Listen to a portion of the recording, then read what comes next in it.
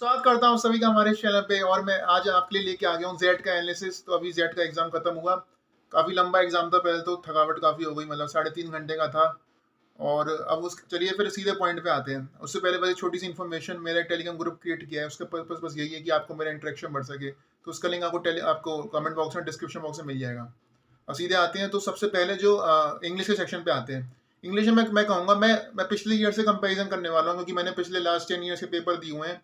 तो मैं मोटा मोटा ना पिछले 3-4 ईयर से इससे कंपेयर करके कहूँगा। तो वर्बल का जो मुझे पार्ट लगा ना, वर्बल का, वो मुझे ईजियर लगा पिछले ईयर से कंपैरिजन में। काफ़ी मुझे डूएबल क्वेश्चंस लगे वर्बल में।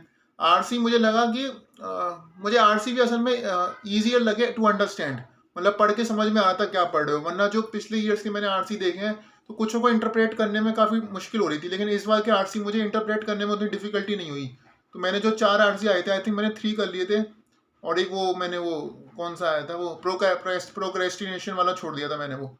बाकी की मैंने 3 कर लिए थे, और मुझे मतलब इंटरप्रेट करने में उतने मुश्किल नहीं थे। तो मैं इंग्लिश सेक्शन को ना पिछले ईयर से कंपैरिजन में ईजियर कहूँगा, इस ईयर। और अभी बाद में मैं भी सेक्शनल कट ऑफ पे भी आऊँगा, पहले मैं भी पूरा एनालिसिस खत्म कर लूँ पहले।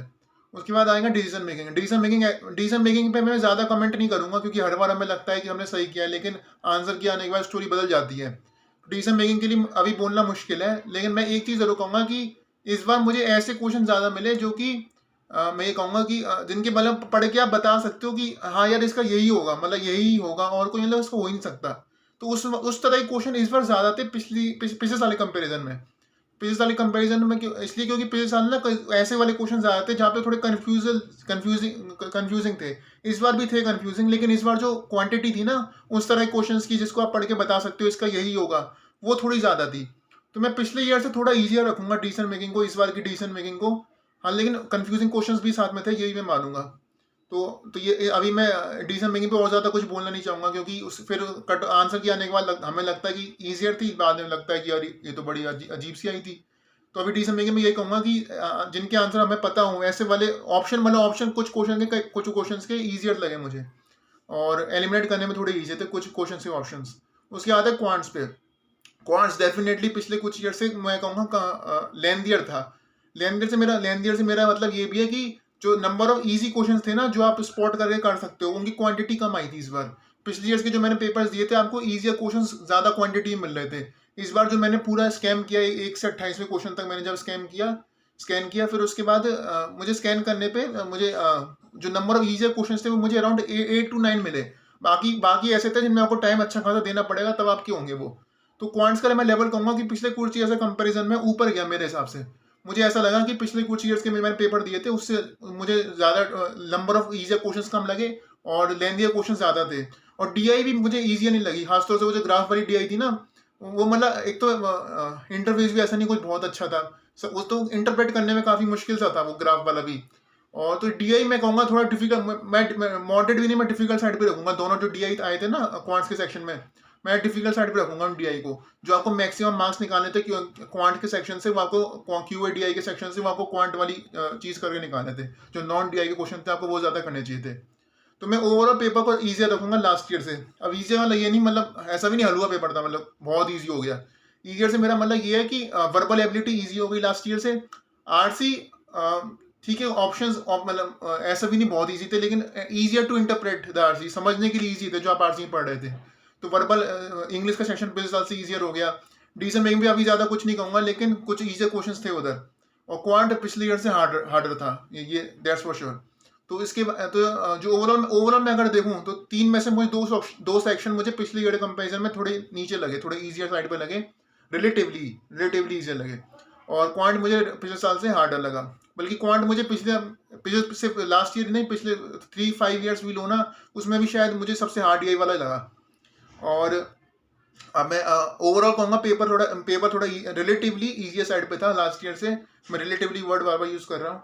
और मुझे लगता है अगर पिछले साल मेरे ख्याल से अराउंड 30 के अराउंड आई थी कॉल्स, तो मैं एक्सपेक्ट कर रहा हूँ कि वो 3 to 4 मार्क्स, यानी कि 33-34 तक चली जा सकती है।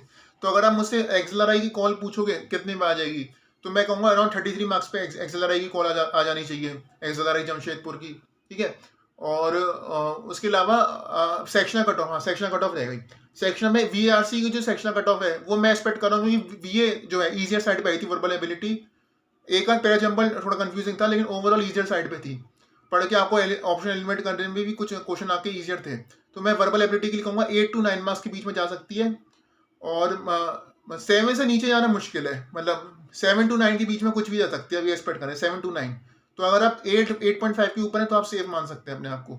फिर डिसीजन मेकिंग के लिए मैं अभी कमेंट नहीं करना चाहूँगा, क्योंकि बड़ी मतलब उसके आंसर की ना पूरा गेम बदल देती है। तो मैं डिसीजन मेकिंग के लिए मैं सेक्शनल कट ऑफ नहीं बताऊँगा अभी, और क्योंकि प्रेडिक्ट करना काफ़ी मुश्किल है। और फिर क्वांट, हाँ क्वांट के लिए मैं कहूँगा पिछले ईयर से क्योंकि मुश्किल थी, तो मैं अबव 9 तो बिल्कुल नहीं जाएगी क्वांट की मेरे हिसाब से। जो कट ऑफ है सेक्शनल कट ऑफ अबव 9 नहीं जाएगी, 9 से 9 या उससे कम ही जाएगी। तो उसके लिए आप 8 से 9 एक्सपेक्ट कर सकते हो। 9 के ऊपर आप 100% सेफ हो मेरे हिसाब से। मुझे नहीं लगता कि 9 से ऊपर जानी चाहिए। और तो ओवरऑल ये है, और तो मैंने आपको सेक्शन बता दिया। ओवरऑल मुझे लगता है 33 to 34 is a good number to get the call from एक्सेलराई। बाकी इस एनालिसिस में इतना ही है। छोटे से मैंने वीडियो में आपको कोशिश की पूरा कवर कर सकूं और बता सकूं कि मुझे कैसा लगा पेपर। बाकी अब आप भी काफ़ी आपने एफर्ट्स डालें, अब आप पूरा रेस्ट लीजिए अगले कुछ दिन। अगर आप सीमेट दे रहे हैं तो उसकी तैयारी में लग जाइए। सीमेट की वीडियो में प्रिपरेशन कैसे करनी है उसकी भी लेके आऊँगा। मेरे लास्ट ईयर 99.80 थे सीमेट में, और तो मैं 99.80 परसेंटाइल थी, और तो मैं उसकी भी प्रिपरेशन स्ट्रेटेजी लेके आऊँगा। बाकी अगर आप मुझसे किस टॉपिक पे वीडियो चाहते हैं तो आप वो देख सकते हैं। बाकी अगर आपका एनमेट का एग्जाम है तो मेरे एनमेट में 263 आए हैं, उसकी वीडियो भी आपको चैनल पे मिल जाएगी। पूरी आपको क्या करना चाहिए आखिरी दिनों में, किस चीज़ से फोकस करना है, किस पर नहीं करना, और भी जो इंपॉर्टेंट चीज़ है मैंने कवर की है, तो वो जरूर देख लीजिएगा। आपके एनमेट से पहले आपको काफ़ी हेल्प हो जाएगी अगर आप एनमेट को अटेम्प्ट करने वाले हैं, जो 11 से 15 की विंडो है ना उसमें। बाकी इस वीडियो में इतना ही है। बाकी टेलीग्राम ग्रुप का लिंक आपको डिस्क्रिप्शन बॉक्स में, कमेंट बॉक्स में मिल जाएगा, वहाँ से मुझे ज्वाइन कर सकते हैं। वीडियो पसंद आई हो, एफर्ट्स पसंद आए हो तो आप प्लीज़ वीडियो को लाइक कर सकते हैं, चैनल को सब्सक्राइब कर सकते हैं। बाकी मिलते हैं अगली वीडियो में बहुत जल्द। बाकी थैंक यू। एंड आपने अच्छा खासा एफर्ट डाला है, अब थोड़ा ब्रेक लीजिएगा दिन का, और and then get back into GDP preparation. CMAT preparation, CET का भी आ गया, उसकी प्रिपरेशन में लग जाइए। बाकी मिलते हैं बहुत जल्द अगली वीडियो में। Thank you.